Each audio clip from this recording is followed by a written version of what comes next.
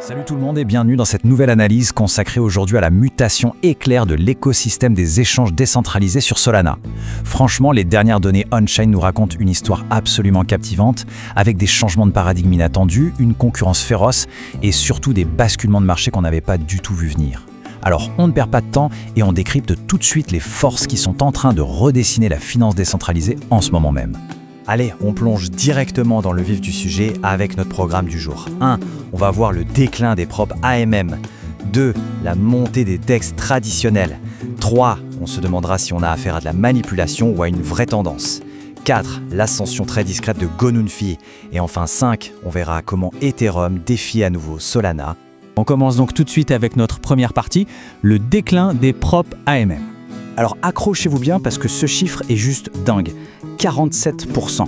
Concrètement, d'après les dernières données de Blockworks, la part de volume hebdomadaire des fameux prop IMS a dégringolé à 47%. C'est un événement majeur pour l'écosystème. Pourquoi ? Parce que c'est la toute première fois depuis novembre 2025 que cette métrique passe sous la barre symbolique des 50%. En gros, ça veut dire que les AMM passifs et les carnets d'ordre traditionnels se remettent soudainement à traiter des volumes d'échange beaucoup plus importants. Et pour bien mesurer l'ampleur du séisme, il faut se rappeler à quel point les propres AMM étaient une véritable révolution ces 2 dernières années. Un rapport de recherche de Jump Crypto montrait carrément que des plateformes comme BisonFi offraient de meilleurs prix que les échanges centralisés dans plus de 99% des transactions de détail. C'est presque parfait. Mais voilà, malgré cette exécution on-chain quasiment imbattable, la réalité est là, ce sont bien les places de marché traditionnelles qui sont en train de grignoter leur part de marché.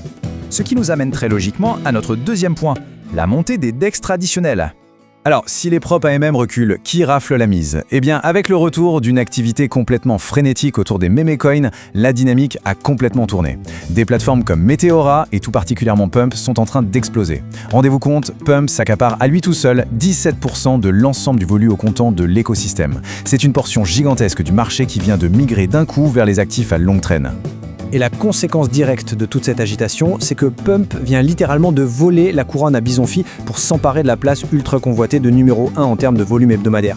Alors, petite nuance quand même, c'est important de le préciser, BisonFi conserve une avance écrasante sur les paires qui impliquent le jeton SOL et les stablecoins. Mais bon, la tendance de fond globale, elle, est indéniable. Forcément, tout ça soulève une question cruciale, qui sera notre troisième partie, manipulation ou vraie tendance. Vous vous en doutez, face à un tel renversement, l'attention monte d'un cran dans l'écosystème et les leaders sont, disons, un peu sceptiques. Max Reznick, l'économiste de chez Anza, a été assez catégorique sur le sujet. Je le cite, « Si vous vous demandez pourquoi la part de marché des AMM réguliers semble baisser, la réponse est que les personnes qui manipulent ces métriques sont beaucoup plus motivées que du côté des prop AMM. En clair, beaucoup soupçonnent que les chiffres des AMM réguliers soient gonflés artificiellement pour diminuer l'importance perçue des prop AMM. » Maintenant, ce qui est vraiment intéressant à observer ici, et c'est notre quatrième point, c'est l'ascension discrète de Gunfi.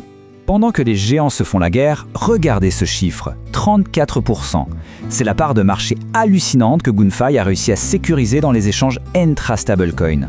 En fait, pendant que BisonFi se bat pour rester au sommet et que l'ancien leader Humidify disparaît peu à peu des radars, Gunfi s'est installé tranquillement à la 2e place des propres AMM.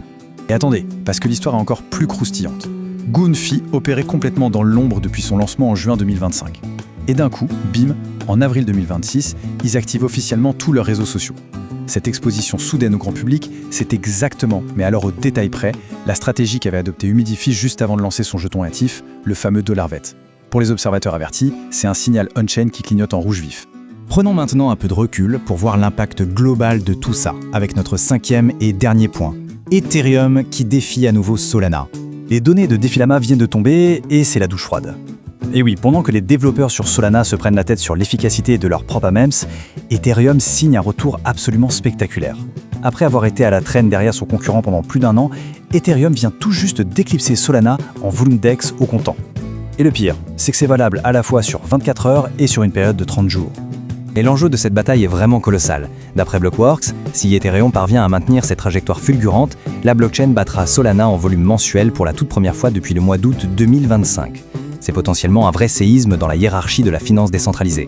Alors, qu'est-ce qu'on doit retenir de tout ça ? Ça nous amène à la question finale. Les propres AMM de Solana vont-ils réussir à innover assez vite pour récupérer leur trône ? Ou est-ce qu'on est tout simplement en train d'assister sous nos yeux à un changement de garde permanent dans l'écosystème de la DeFi? C'est tout l'enjeu des prochaines semaines et on suivra ça de très près.